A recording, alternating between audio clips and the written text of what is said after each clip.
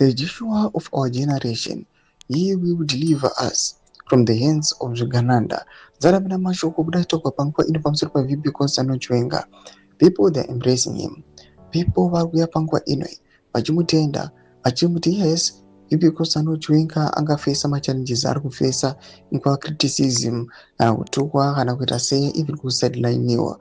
But panguva ino people, they're saying VP Constant Chiwenga, he is the Joshua of our generation. Ndiye achauya achitideliver pane zvese zvatirusangana nazvo. Ndipo subscribe, like on the bell icon. Akupi channel yanyora chiti the Joshua of our generation will deliver us from the hands of Zvigananda. Chiwenga mutumwa waMwari akatumwa kuzomisa mbavha nematsotsi anoba zviwanikwa zvenyika vachidya nemhuri dzavo, asi pofu ichitambura. Uyu muranda wanyadenga anokoshesa zvido zvepofu kuti zvido zvematsotsi. Tinoona kuti again Zimbabwe Xhosa inoyo ichitenda VP Constant Chiwenga chiti Zimbabwe needs leaders who serve, not dominate. Comrade Chiwenga is driven by the discipline of a soldier and the heart of a patriot. He chose principle when he could have chosen profit.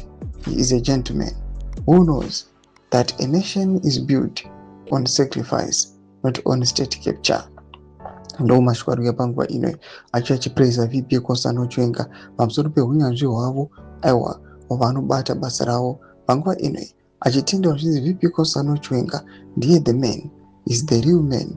Panguva ino he is a disciplined cadre anyasozikanwa kuti anenge achi respecta the integrity of the nation. Pinda comment section medu dzofunguro enyu matuli pamusoro pechitwa ichi. Musakana subscribe or like pamwe chete on the bell icon.